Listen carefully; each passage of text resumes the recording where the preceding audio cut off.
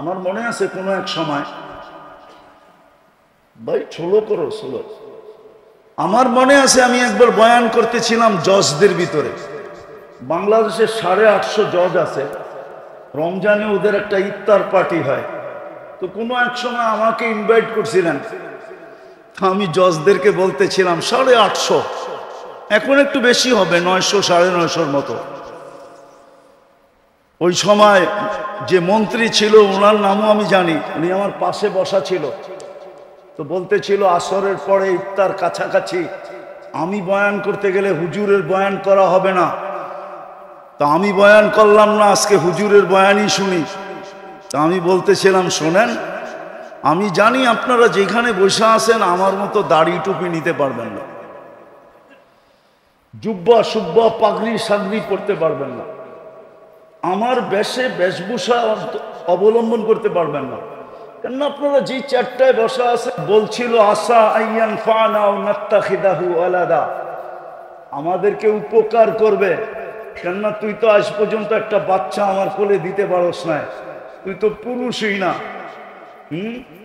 যাও একটা আল্লাহ পাঠাইছে, চল, দুনিয়া তো জানে না এটা কার, আমাগো বইলেই ঘোষণা দিয়া দিমু।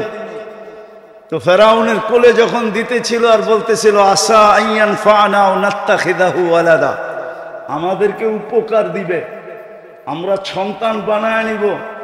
তো ফেরাউন জট কইরা বইলা ফেলছে লাকি লাইসাদি, তোর হইলে হইতে পারে উপকার, আমার হবে না। আল্লাহর রসুল বলছিল লাউ আকাররা লাহাদাহুল্লাহ, যদি ও ওই মুহূর্তে ইকরার করত, স্বীকারোক্তি দিত, আল্লাহ ওকেও হেদায়েত দিত। আমি বললাম হককে হক বইলা স্বীকার করা। তো বলতেছে হুজুর এটা তো সহজ। হক দ্বিতীয় হইল হককে কখনো ক্রিটিসাইজ না করা। আমার সমাজে দেখেন টকশোতে, কয়েকদিন আগেই শুনতেছিলাম একজনে টকশোতে বলতেছে মাদ্রাসাগুলা বলে গরিব বানানের কারখানা। কি এত আস্তে নাউজুবিল্লাহ বললেন? আপনারও দেখা যায় ওর দলের, ঠিক না? মাদ্রাসাগুলো হলো গরিব বানানের কি কি কি আবার ও বলে সুশীল কি। তবে আমি আবার ওটার একটু সুশীল বলে না, আমি ওটারে আবার একটু মোটিফাই করছি।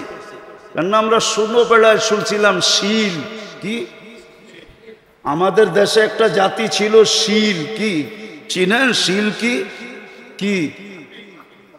যে চিনেন চিনেন, যে চিনেন না ওরে আর চিনান দরকার নেই। তো সুশীল, এটা সুশীল না, এটা হলো সুশীল, শিক্ষিত শীল। মাদ্রাসায় বলে গরিব বানানোর কারখানা। দেখেন না এক একজন হুজুর করে নিয়ে কিভাবে ব্যঙ্গ করে, অথচ নিজে বিরাট বিরাট শিক্ষিত। ওই যে মনচাহি জীবন, ইত্তেবাউল হাওয়া, মনচাহি জীবন মানুষকে তার মাঝে আর হকের মাঝে পর্দা ডাইলা দেয়। শিক্ষা দীক্ষা সবকিছু থাকা সত্ত্বেও, যুক্তি তর্ক বুঝা সত্ত্বেও হককে মানে না। হক মানার ক্ষমতা তার ভিতর থেকে বিলুপ্ত হয়ে যায়। আর যার ভিতর থেকে হক মানার ক্ষমতা বিলুপ্ত হয়ে যায়, খোদার কসম ওকে দিয়া যা খুশি তা করার যায়। ওকে দিয়া সূর্যের আলো তো করানো যায়, আবার রাতের অন্ধকারও করানো যায়। হ্যাঁ হ্যাঁ, সূর্যের আলো তো করানো যায়। আমি আপনাদেরকে আঙ্গুল দিয়ে দেখাইতেছি না, আপনাদের সামনে প্রস্ফুটিত। নাহলে মানুষ মানুষকে পাখির মতো গুলি করে মারে কি করে, ঠিক না? মানুষ মানুষকে গুলি করে মারে কি করে? মানুষ মানুষকে মারে, আবার স্বজাতিকে মারে, স্বদেশীকে মারে, আবার স্বভাষাভাষীকে মারে। ভাষা এক, দেশ এক, জাত এক, পাখির মতো গুলি করে মারে। বোঝা গেল হক ওর কাছে নাই, হক ওর কাছে নাই। কেননা ওর মন চাহি জীবন হয়ে গেছে। এই দুটা রোগের থেকে আমাদেরকে বাঁচা উচিত। দুটা রোগের থেকে যদি বাঁচতে পারলেন, একটা হলো লম্বা আশা, যেটা আল্লাহ রসুল ইঙ্গিত দিছে, ইদা আসবাহতা ফালা তানতাযিরিল মাসা, যেটা বাংলার জমিনে আল্লাহ সত্যায়িত করছে, 1 মিনিটের নাই ভরসা। যে লেখছে, সে গাইছে স্টেজে, তার উপরে সত্যায়িত হয়েছে। ফিরোজ শাহী লেখছে, গাইছে, আর গাজীপুরের স্টেজে এই গান গাইতে যেয়ে মারা গেছে। আল্লাহ বুঝেইছে তুমি আশা লম্বা করো না, আশা যত খাটো করা যায়। আসবাহতা ফালা তানতাযিরিল মাসা। হ্যাঁ, আপনাদের এলাকার নাম কি? ওয়ার্ডের নাম কি? হাজারিবাগ, থানা হাজারিবাগ, ঠিক না? হাজারিবাগের মানুষ আজকে সূর্যটা বলতে বলতে ডুবছে, লান আউদ ফি হায়াতিকা আবাদা। হতে পারে কাল সকালে তোমরা আমাকে কেউ উঠতে দেখবে না। আল্লাহ পারে। জমিন প্রতি মুহূর্ত আল্লাহকে বলে, আলা কুল্লা ইয়াউমিন ওয়াল আরদু তাস্তাযিনু রাব্বা। জমিন প্রতি মুহূর্ত বলে, আল্লাহ অনুমতি দেন না। আন আবতালিয়া ইবনা আদম ফি বাতনি, আমি মানুষকে পেটে নিয়ে যাই। আল্লাহ জিজ্ঞাসা করে, কেন? যাহারা যাহারা মালাআ যাহরি জুলমা যুলমান ওয়া জাওরা, আমার পেটটা জুলুম অত্যাচার গুনায় ভরে গেছে, আমি আর সইতে পারতেছি, অনুমতি দেন না। প্রতিদিন জমিন বলে, প্রতি মুহূর্ত বলে। এটার নাম ওই ভূমিকম্প। ভূমিকম্প এটার নামে। কম্পা ভূমি বলে ইন্দোনেশিয়ার ভাষায়, বাংলার ভাষায় বলে ভূমিকম্প। ভূমিটা কাঁপতে দেরি, আমরা পেটে যাইতে হয়তো দেরি করব না। কি ধরেন আল্লাহ কি চায়, রসুল কি চায়, কোন মুহূর্ত আপনার কাছে কি চায়? বলবেন এটা শিখবো কোথায়? ওটার জন্য বাংলাদেশের মতো সহজ পরিবেশ দুনিয়ার কোনো দেশে নাই। আমার বয়ানে আছে, শুনতে পারবেন।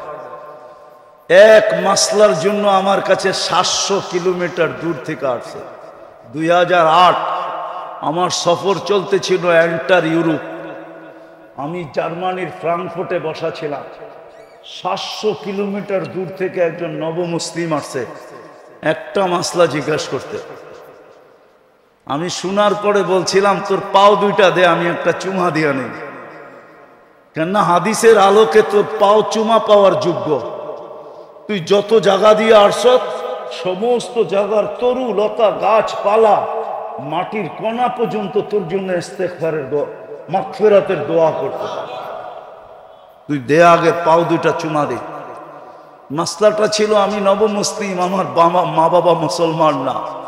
ইসলাম, আল্লাহ, রসুল, কোরআন, হাদিস আমার অমুসলিম মা বাবার সাথে কেমন ব্যবহার শিখায়, আমি কেমন ব্যবহার করব। কিন্তু আমি বাংলাদেশে বুড়া হয়ে গেলাম, আজ পর্যন্ত কোন যুবক আমাকে এসে জিজ্ঞাসা করে না যে আমার মা বাবার সাথে আমি কেমন ব্যবহার করব। আপনারা কোনোদিন জিজ্ঞেস করছেন? একজন হাত উঠে বলেন যে আমি কোন হুজুরকে যে জিজ্ঞেস করছি আমার মা বাবার সাথে আমি কেমন ব্যবহার করব? বলেন। 700 কিলোমিটার দূর থেকে আসছে নবমুসলিম। ওই কাহিনী আমার দিলে গাইথা গেছে, এই জন্য আমি মাঝে মাঝে শুনাই। আমাদের দেশে এটা জানা অনেক সহজ। আল্লাহ কদমে কদমে হক্কানি আলেম দিয়া দিছেন। আলেম কামরাঙ্গীর চর দেখলে আমার হাসি লাগে কেন জানেন? বর্ষাকালে আমরা সেই কিল্লার মোড়ের থেকে নৌকায় বসতাম, আর নুরিয়া মাদ্রাসার পুরান বাথরুমের পিছে যায় নামতাম। মাঝে মাঝে সাইদ সাহেব চলে গেছে মনে হয়, ওনাদের বাড়ির পিছন দিয়া, কুমিল্লা পাড়ার পিছন দিয়ে আমরা যেতে থাকতাম নৌকা দিয়ে। এক নুরিয়া মাদ্রাসা ছিল, আজকে কামরাঙ্গীর চরে 500-র উপরে মাদ্রাসা, কয়েক ডর্জন হলো দাওরায়ে হাদিস মাদ্রাসা, পুরুষ মহিলা মিলায়া। বাংলাদেশের মতো সুযোগ আল্লাহ দুনিয়ার কোথাও দেন না। শিখার জন্য যদি শিখতে চায়, মন চাহি বাদ দিয়া যদি রব চাহি চায়, মন চাহি বাদ দিয়া যদি মুহাম্মদুর রাসূলুল্লাহর তরিকা শিখতে চায়, তাইলে কদমে কদমে ওলামা, কদমে কদমে মাদ্রাসা, কদমে কদমে আল্লাহওয়ালা। এত আল্লাহওয়ালা এই দুনিয়ার কোন দেশে নেই। আমার সফরের জীবনের অভিজ্ঞতা আমি বলতেছি, আমি বেশিরভাগই তো রাত্রে নামি, আর প্লেনে ফার্স্ট ক্লাসে থাকলেও ঘুম হয় না। কেন হয় না জানি না, গাড়িতেও হয় না, প্লেনেও হয় না। তো আমার একটা নিজের অভিজ্ঞতা বলতেছি, সারা দুনিয়া ঘুরা যখন প্লেনটা বাংলাদেশের সীমানায় ঢোকে, দেখা যায়, স্ক্রিনে দেখা যায়, প্লেনের ভিতরে যে লাগানো থাকে ওটা দিয়ে দেখা যায় এই সীমানায়, কলিকাতার থেকে সীমানায় ঢুকলো, অথবা পূর্ব দিক থেকে হলে চিটাগাং কক্সবাজার দিয়ে এই বার্মা পাড়োয়া সীমানায় ঢুকলো। আমার মনে হয় বাংলাদেশের সীমানায় ঢুকলে প্লেনই বলে দেয় যে সীমানায় ঢুকে গেছে। কসম খোদা, আমি আমার অভিজ্ঞতা বলতেছি, শতবারের ফ্লাইয়ের অভিজ্ঞতা বলতেছি, শতবার না আরো বেশি। আকাশে ডাকতেছে হালমিন মুস্তাগফির ফাগফির আলা, বন্ধুর উম্মত, হায় হায় হায় বন্ধুর উম্মত, হাবিবুল হাবিবি হাবিবুল।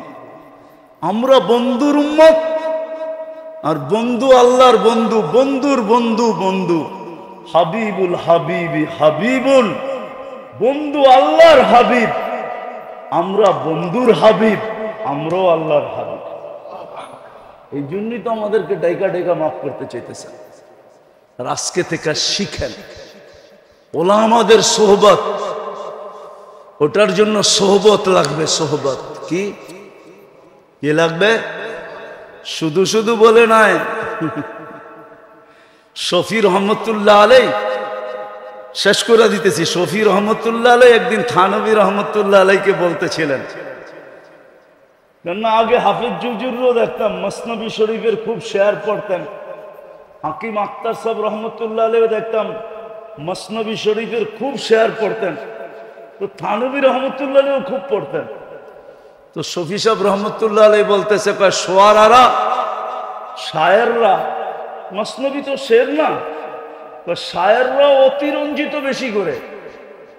তো বলছে, থানভী রহমতুল্লাহ আলাই জিজ্ঞাসা করছে, কি অতিরঞ্জিত? বা একদম সোহবতে বা আউলিয়া, সামান্য সময় আল্লাহওয়ালাদের হক্কানি আলেমদের সোহবত বেহতের আস সদ সালে তাআত বেরিয়া, রিয়াহীন 100 বছর ইবাদতের চেয়ে উত্তম। বলছে এটা কি অতিরঞ্জিত না? থানভী রহমতুল্লাহ আলাইহি বলে 100 না লেখছে, 1 লাখ লেখলেও তো অতিরঞ্জিত হবে না। কেননা হইতে পারে যেই মুহূর্ত আল্লাহওয়ালাদের হক্কানি আলেমদের সোহবতে ছিল, ওই সময়টা কবুলিয়াতের ছিল, আর ওই সময় সে আল্লাহর কাছে কবুল হয়ে গেছে, তাইলে তো সারা জীবনের জান্নাত ওই মুহূর্তেই বনে গেছে। তো লক্ষ কোটি বছর বললেই অসুবিধা কি? তো শফি সাহেব রহমতুল্লাহ আলাইহি বলতেছিলেন, মুফতি আজম শফি রহমতুল্লাহ আলাইহি, এবার হাটহাজারি শফি সাহেব হুজুর মনে করেন না, ওনার নাম আহমদ শফি, আর উনি হলেন মুফতি শফি। হ্যাঁ, তো উনি বললেন যে এখন আমার বুঝে আসছে, আপনার সোহবতে না আসলে আমার এটাও বুঝে আসতো না। ঠিক আল্লাহওয়ালাদের সোহবত লাগবে। বাচ্চার থেকে তো কলম উঠানো। আজকে তো আমাদের ভিতরে আত্মা নিয়ে কোনো ভাবনাই নেই, চিন্তাই নেই। আমরা বিশ্বাস করতেই রাজি না যে আত্মার আবার রোগ হয় কোত্থেকা। না, রোগ তো আত্মারই হয়। বরং দেহের রোগ তো মানুষকে শুধু দুনিয়াতে না, দেহের বহুত রোগ আছে যেই রোগ দ্বারা মানুষকে আল্লাহ উচ্চ থেকে উচ্চ মর্যাদায় আসীন করেন, উচ্চ থেকে উচ্চ মর্যাদা দান করেন। আপনি উঠান, ডায়রিয়া হয়ে মারা গেলে শাহাদতের মৌত।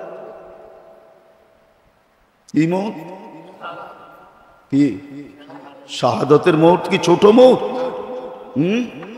হ্যাঁ, ডাকায় বাসা বোঝেন? শাহাদতের মৌত মানে সে আজরাইলকে ঠেক দিছে, মরে নাই সে। কুরআন বলে সে মরে নাই। বলবেন আজিমপুরে তো দাফন করলাম, আপনি পোশাকটা দাফন করছেন, পোশাক, তাকে না। এটা দুনিয়ার পোশাক, এটা বর্তমান দেহটা কি? কেননা জান্নাতের পোশাক এটা না। জান্নাতের পোশাক তো 120 ফিট লম্বা।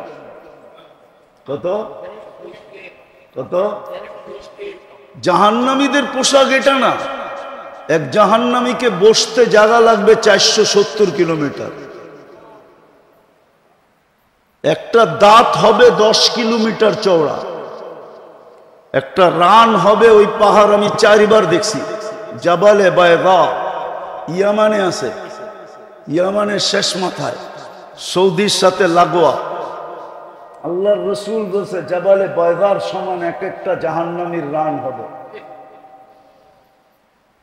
তো যে শাহাদাতের মৌত মরছে, ও তো কাপড়টা আপনাকে দিয়া গেছে, পোশাকটা, ও জান্নাতেরটা পয়ড়া চলে গেছে, ও তো মরেই নেই।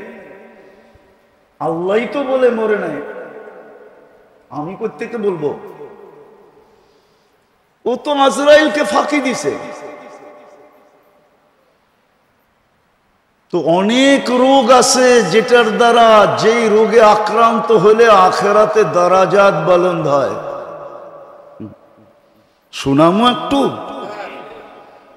অসুস্থ ব্যক্তি যখন আহ আহ বলে, তো হাদিসে কুদসিতে আছে আনিনুল মারিদি তাসবিহুন।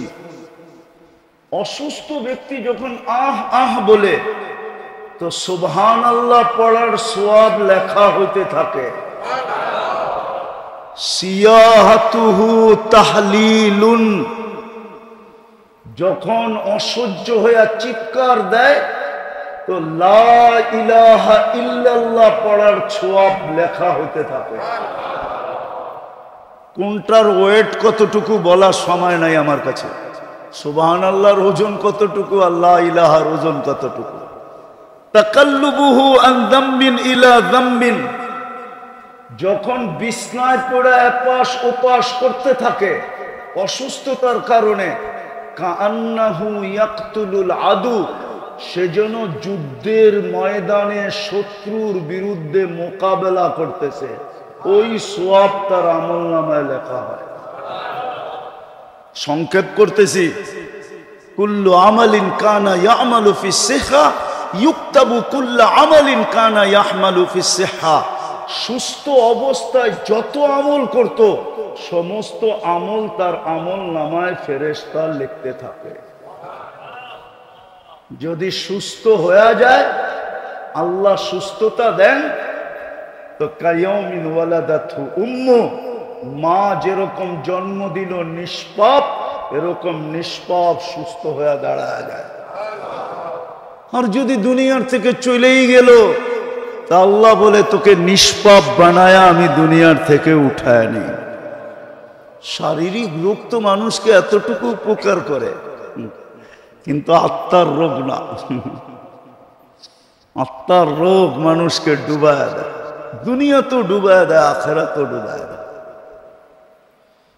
দুনিয়ায়ও তার দ্বারা হাজারো মানুষ অতিষ্ঠ হয়, লক্ষ কোটি মানুষ অতিষ্ঠ হয়। আমার সমাজে যা কিছু দেখতেছেন, চুরি ডাকাতি, রাহজানি ছিনতাই, মাদক সাধক, দুর্নীতি সুরনীতি, জুলুম জবর, যা কিছু দেখতেছেন আমার সমাজে সব আত্মার রোগের কারণে, শরীরের রোগের কারণে, সব আত্মার রোগী। হ্যাঁ, এই জন্যই তো আল্লাহর রাসূল বলছেন একদিন আসবে হাওয়া ফিহি কাইদুল ইলমি, আমার উম্মত বিদ্বান হবে কিন্তু বিদ্যার আলোকে চলবে না, ও বিদ্যাকে স্বার্থ সিদ্ধির জন্য ব্যবহার করবে। তখন কি হবে? আল্লাহর রাসূল বলেছে কুবিলাতির রাশা, তখন ঘুষ রীতিতে নীতিতে রূপান্তরিত হবে। যদিও গ্রাজুয়েটে পাশ হবে না, অ্যাসেম্বলিতে পাশ হবে না ঘুষ, কিন্তু পাশ হইলে যতটুকু না হইতো এর চেয়ে বেশি ঘুষের ব্যাপকতা হবে। ঘুষ নাই কোন সেক্টরে, নাই কোথায়? ঘুষ ছাড়া কিছু আছে? হ্যাঁ, আত্মার রোগ। বলছে তারপরে কি হবে? বলছে উমিতাতিস সালাহ, তারপরে তোমরা বেয়াদব হয়ে যাবে। আমি তো বলি বেয়াদব, এই হাদিসের তর্জমা করতেছি আমি বেয়াদব। আল্লাহ ডাকলো তারপরও আসলো না, ওর চেয়ে বড় বেয়াদবকে? মালিক ডাকলো আসলো না, তাইলে কি ও আদবালা নাকি? কি ও তো হলো বিশ্ব বেয়াদব। সৃষ্টির ভিতরে সবচেয়ে বড় বেয়াদব উমিতাতিস সালাহ, যখন নামাজ ছেড়া দেয়। আত্মার রোগেই সবকিছু হয়, শরীরের রোগ মানুষকে বেশি ক্ষতি করে না, এটা বেশি দূর পর্যন্ত গড়ায় না। যদিও বলে করুণা সবার বাতের ভিতরে ছড়ায়া যাবে, হতে পারে, কিন্তু আমি এটা বিশ্বাস করি না। যদি হইতো এরকমই, তাহলে সারা দুনিয়ায় 2020-এ বাংলাদেশে বলছিল সবচেয়ে বেশি বিপর্যয় হবে বাংলাদেশে। কোথায়? ঠিক না? সবচেয়ে বেশি কম বিপর্যয় হয়েছে বাংলাদেশে, ঠিক না? ঠিক না? হ্যাঁ, দুনিয়ার সার্ভে যে সবচেয়ে বেশি মাস্ক বিক্রি হয়েছে কম বাংলাদেশে। কেন? একটা দিয়ে তো 3 বছর চালাইছে, যদিও ওয়ান টাইম। একটা দিয়ে কয় বছর? কি কয় বছর? হ্যাঁ, মাঝে মাঝে মাস্কও ওর কাছে পানা ছিল। আর কত? আমি তো ওয়ান টাইমের, তুই তো 3 বছর কাটায় দিলি, এইবার ফালা। ও বলে আবার যদি ঘুরে আসে তাহলে আবার ব্যবহার করবো তোকে। এরকম বাঙালি, ঠিক না? 1 নম্বরে WHO-তে বাংলাদেশের নাম। যান আপনি নেটে যেয়ে সার্চ দেন, করোনা প্রতিরোধ করার ভিতরে কোন দেশ 1 নম্বরে, প্রথম নামটা পাবেন বাংলাদেশ। আল্লাহ এই দেশে বিপর্যয় দেয় না, এটারও একটা কারণ আছে। আপনারা মানবেন কি মানবেন না জানি না, আমি দুনিয়া খুইরা কারণ বাহির করছি। আল্লাহ আমাকে দুনিয়া অনেক দেখাইছে, এত দুনিয়া দেখাইছে যে আমি আল্লাহর শুকরিয়া আদায় করে শেষ করতে পারবো না। আল্লাহ আমাকে এত দুনিয়া দেখাইছে, এত মাকামাত দেখাইছে। কোরআনে যত মাকামাত আছে আল্লাহ আমাকে দেখাইছে। যত নবীদের চিহ্নিত কবর আছে আল্লাহ আমাকে দেখাইছে। ১৬ লক্ষ সাহাবাদের ভিতর থেকে ২-১ বা ৪,০০০ বাদ হইতে পারে, বাকি সব আমাকে দেখাইছে। বড় বড় আল্লাহওয়ালাদের মাকাম দেখছি, আমি জায়গা দেখছি, আল্লাহ আমাকে দেখাইছে। বিদায় আমি ঘুরা বলতেছি বাংলাদেশ বিপর্যয় হয় না, কারণ আছে। কেননা বাংলাদেশের মতো ৪০,০০০ হেফজোখানা দুনিয়ার এত ছোট দেশে কোথাও নাই। আর হেফজোখানার নিয়ম হইল ওরা সকাল সুবে সাদেক হওয়ার 1 ঘন্টা আগে ওঠে, আর ওরা উঠাই সর্বপ্রথম লাশ সবুজের পরিধিটাকে আধ্যাত্মিক চাদর দিয়া ঢাইকা দেয়, আধ্যাত্মিক সুরক্ষার চাদর দিয়া এই লাল সবুজের পরিধিটাকে প্যাক করে দেয়। তারপরে ওরা আল্লাহর কালাম পড়তে বসে, যার কারণে এই দেশে কোনো বিপর্যয় হয় নাই। আর আমার বিশ্বাস যতদিন পর্যন্ত এই হেফজোখানাগুলা দাঁড়ায় থাকবে, টিকা থাকবে, চলমান থাকবে, এই জমিনে কোনোদিন বিপর্যয় হবে না। এই জমিনের মতো মসজিদ কোনো জমিনে নাই, এত ঘন ঘন, এত কদমে কদমে। এই জমিনের মতো এরকম দাড়ি টুপি দুনিয়ার কোথাও নাই, এই জমিনের মতো আলেম ওলামার দুনিয়ার কোথাও নাই, এই জমিনের মতো পর্দা নিশিন দুনিয়ার কোথাও, হ্যাঁ, এই জমিনের মতো পাগল। আপনি গরিব বলতেছি, আবার রাগ হয়ে যায় না, 11:15 বাজতে চলছে, এরকম পাগল হয়ে বয়ে রয়েছে এরকম মানুষ দুনিয়ার কোনো দেশে নাই। এই জন্যই পাগল বললাম। রাগ হয়ে গেলেন? আল্লাহ আল্লাহর রসুলের পাগল এরকম দুনিয়ার কোনো দেশে নেই। আমি গুইরা বলতেছি, গুইরা 7 মহাদেশ আমার দেখা শেষ, আলহামদুলিল্লাহ। বছরে 2-4 বার আসে, এরকম অহংকার করে বলতেছি না যে আমি 2 বেলার খানা 2 মহাদেশে খাই, আবার কখনো 3 বেলাই 3 মহাদেশে খাই। সকালে নাস্তা এক মহাদেশে, তো দুপুরে আরেক মহাদেশে, রাত্রে যায় দেখা যায় আরেক মহাদেশে। এই জন্য আমি আমার দেশ নিয়ে খুব গৌরব করি। এই জন্য আমি আমার দেশ খুব বলি। আমার দেশের মতো দেশ নাই দুনিয়াতে। মক্কা মদিনা ভিন্ন জিনিস, ওটা নিয়ে তুলনা চলে না। বাইতুল মুকাদ্দাস নিয়ে তুলনা চলে না, ওটাকে সাবজেক্টের ভিতরেই আনা যায় না। এছাড়া সারা দুনিয়ার চেয়ে আমার দেশের কোনো বিকল্প নাই। এই জন্য এই দেশটা বিপর্যয়ের থেকে বেঁচে আছে। যা কথা গুছায় নিয়ে আসি, আসেন দেহ নিয়ে আর কত ভাববেন, আত্মা নিয়ে ভাবি, আত্মার রোগ নিয়ে ভাবি। আমি দুটাই বলবো, যে দুটার কারণেই আত্মার ভিতরে সবচেয়ে বেশি সমস্ত রোগের উৎস হলো আত্মার 2 রোগ থেকে। কয় রোগ থেকে? কয় রোগ থেকে? 2 রোগ থেকে সমস্ত রোগের উৎস। যেমন ডায়াবেটিস হইলে ডাক্তার বলে আর কোনো রোগের আপনার দরকার হবে না, যদি কন্ট্রোল না থাকলো তাহলে সব রোগ আপনার ভিতরে হবে, কেননা এটা উম্মুল আমরাজ, সমস্ত রোগের মা। মাদার কি ইংলিশে জানি কি বলে, সমস্ত রোগের মা ইংলিশ কি? হ্যাঁ, সমস্ত রোগের মা। ঠিক আধ্যাত্মিক সমস্ত রোগের মা হইল 2টা। কয়টা? কয়টা? এই জন্য আল্লাহ রসুল বড় চিৎকার দিয়া বলছেন, আখাফু মা খাফু আলাইকুম, আমি ভয় পাইতেছি, কান খুলা শোনো, আমি ভয় পাইতেছি তোমাদেরকে নিয়া। 2 বার বলছে আখাফু আখাফু, আমি তোমাদেরকে নিয়ে ভয় পাইতেছি। বলছে কি ইয়া রাসূলুল্লাহ? বলছে তাউলুল আমল, লম্বা লম্বা আশা। প্রথম নাম্বার কি? লম্বা লম্বা, লম্বা লম্বা। কার মনে নাই?